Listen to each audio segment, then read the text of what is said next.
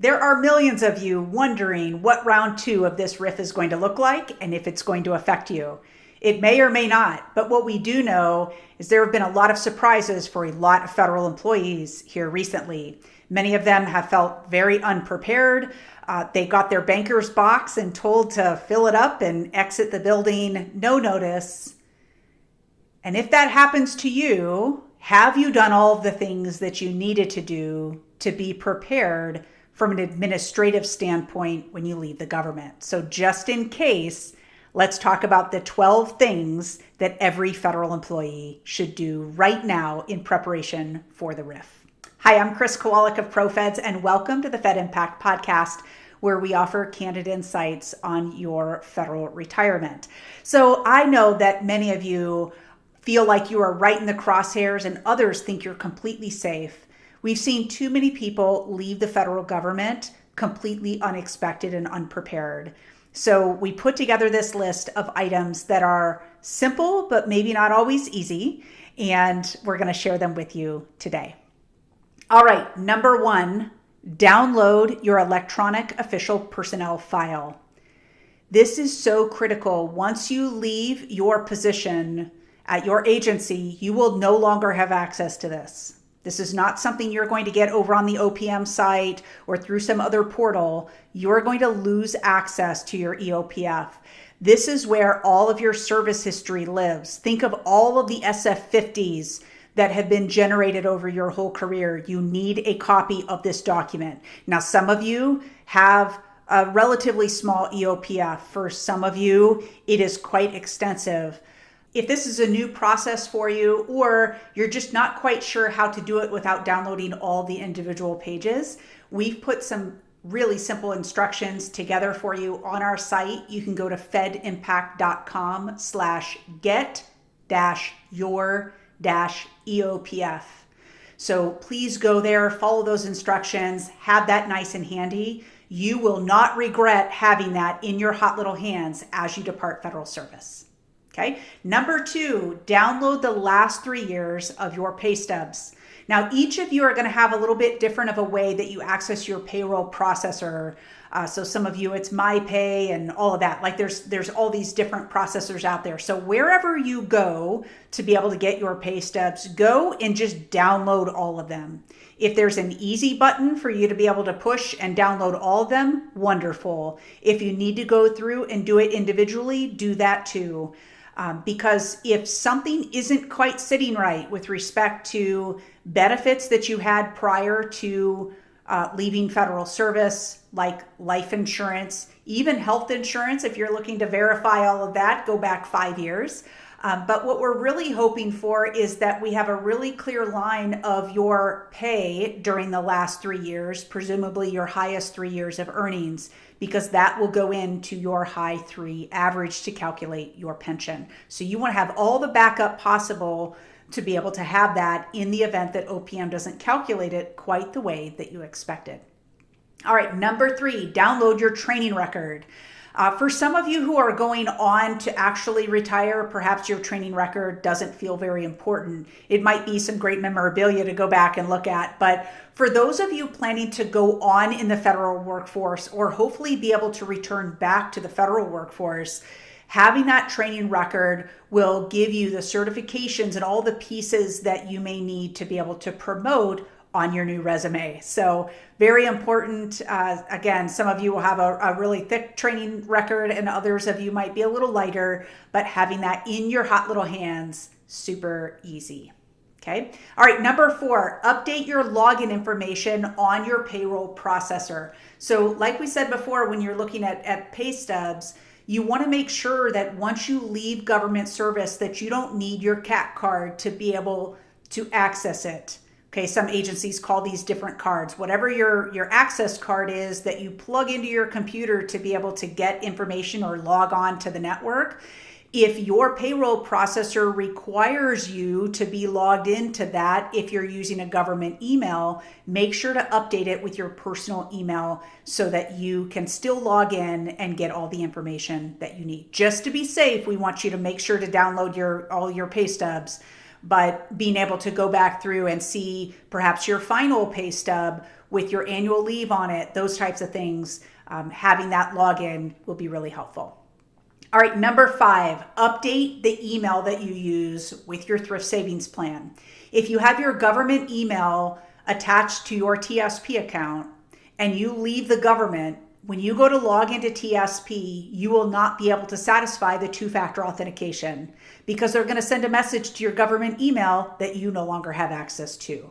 Now, you can fix this by contacting the TSP, but when there are a lot of people just like you contacting them to solve this problem, you're likely going to be on the phone for a really long time. So do yourself a favor, don't get stuck in this mess. Update the email address that you use with the TSP so you're able to satisfy that two-factor authentication. Number 6, get a retirement estimate. Now, most of you do not need to talk to a human to be able to get a retirement estimate. Your agencies have provided some sort of portal for you to be able to log into and pull your own estimate. So you put in a retirement date and it spits out approximately what your benefit is going to be. Now, you don't want to hold this as gold, right? These retirement estimates are just that, they're estimates, and oftentimes they include service that won't actually count in your pension calculation or eligibility, like military service if you haven't bought it back.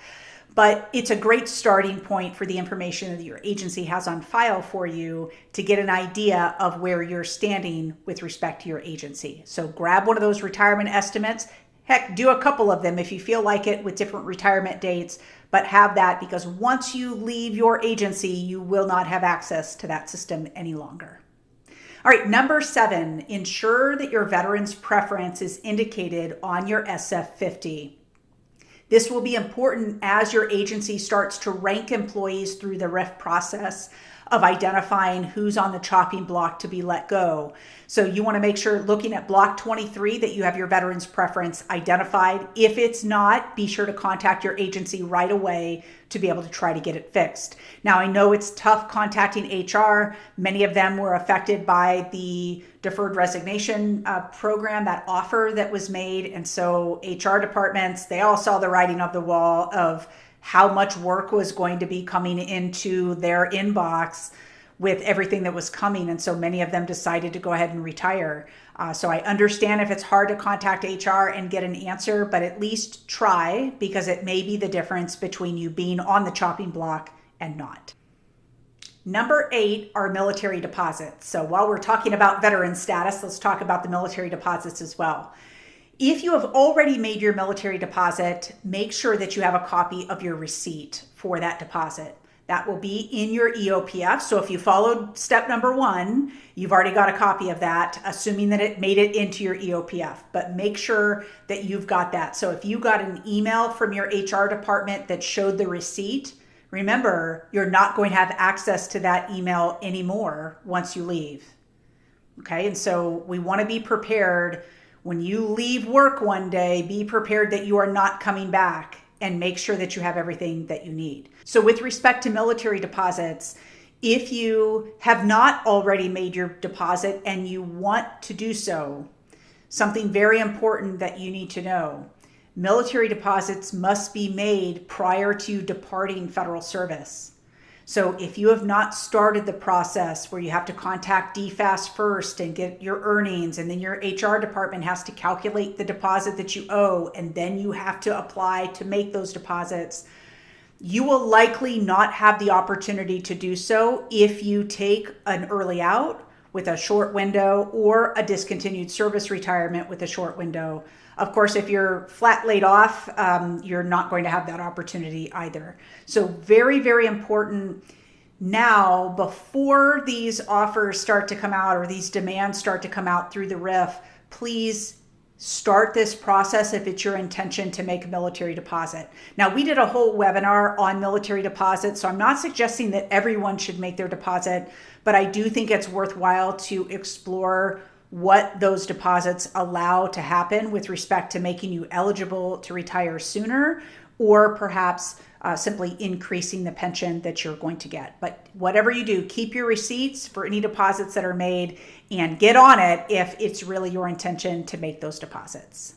All right, number 9, keep documents. And I'm going to leave that nice and broad, but think about the documents that you have access to at work And I'm not talking about sensitive documents or anything like that.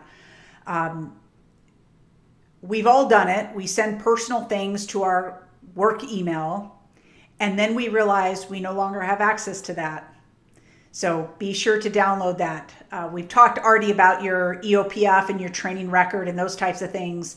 But any of those documents that you will no longer have access to that are either in your email or at your office, make sure that you're getting a copy of those.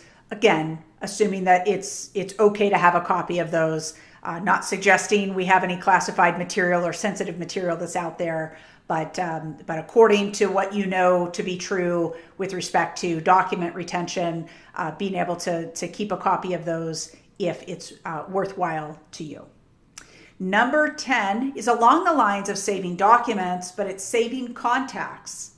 So if you have all of these different people that you've worked with for all these years and you want to remain in contact with them, you're going to have to find a different way, because the likelihood that you or them or both might be riffed and you no longer have that central access point of email or an office line to be able to find somebody, you want to make sure that you have those contacts saved. So get a personal email, get a personal phone number to be able to contact them. Number 11, this one's getting really serious here. Number 11 is update your beneficiaries. Okay, I can't stress how important this piece is to everyone, even if you think your beneficiaries are good to go. Okay, so we've made a very simple place to be able to find all of the beneficiary documents that you are going to need. You can go to fedimpact.com/beneficiaries. And you will be able to, it will link directly to all 4 of those documents, actually 3 of them, and then TSP you actually have to log into, but we're at least telling you what to do for each of those. Please make sure that those are updated. Again, even if you think you've done it in the past, make sure you get them updated and keep a copy. Once you update those beneficiaries, it should hit your EOPF. You should see a validation that that beneficiary was updated. If you're already gone by that point, you're not going to be able to see that validation, but at least if you're still on board, you'd be able to have that to be able to save for your family to make sure that if something should happen to you, that the right people get paid. And then finally, number 12. This is an important one and one that gets overlooked too often, and that is having cash on hand for this transition period. I don't know what's going to happen with the government with respect to how quickly they're going to pay people who are leaving in one fell swoop with respect to the RIF. But I do believe that it is important that you have cash to tide you over until OPM can get their act together and get everybody paid. Our hope is that all those payments and the processing of your retirement claims happen quickly. But if it doesn't, we don't want you to turn to high interest credit cards or going to get a loan when you no longer have a job. Like, there are a lot of what ifs in that process. So make sure you've got cash for that transition period. The fastest way to fill your savings account in a crunch is to lower the amount that you're contributing to the TSP. Now, I'm a big fan of contributing to TSP and making sure that you're giving yourself the best opportunity to have a big bucket of money to be able to pull from when you are retired. However, it can't be at the expense of having a well-funded savings account that you're able to tap into until everything settles down and the finances become a little bit more regular. So I'm not a fan of reducing the amount that you're putting into TSP, but in this case, being able to let that money flow to your checking account instead of going to TSP will allow you to set that aside for that transition. Okay, hopefully that's not the only savings that you have, but it is a way to beef that up right here at the end. I would encourage you, of course, if the money can support it, to at least do the 5% in your TSP for those pay periods, because you are getting a match, which doubles your money. So I would hate for you to get rid of that, but hopefully being able to lower the contribution that you're making to TSP will allow you to have a beefed up savings account to help in that transition. Okay. So There's a ton of additional information that you guys need to know if you plan to actually exit federal service and figure out what to do with this pension and how all these benefits work and the choices that you're going to need to be making. So it's one thing to be prepared administratively. It's another thing to be prepared financially. So we encourage you to know your numbers. When you know your numbers, your financial decisions become obvious. So this series is all about helping you to better understand all the different levers that are in the RIF process, whether it's a voluntary separation through an early out or an involuntary separation through a discontinued service retirement or something in between. We want to help you to be sure to know what that is. But our workshops that we provide throughout the country it's the flagship program that our company has to be able to provide great training to federal employees who really need to understand all the choices that are available to them. Following those workshops, we always give one-on-one help for anyone who asks for it. And so we're delighted to be able to do that. You can see all the details of the training workshops that we have available to you by going to fedimpact.com/attend, or pull out your phone, text the word podcast to 224-444-6144, and we will be connected and be able to get you all the tools and resources that you need. Okay, so I hope today's session has been helpful to you with respect to the 12 things we want every federal employee to do. Some of them might have been really obvious to you, but I hope there were a couple that were good reminders for you to be more prepared for this RIF when it comes. All right, thank you so much. And if this episode was helpful, I hope that you'll give us a subscribe so that you're sure not to miss an episode.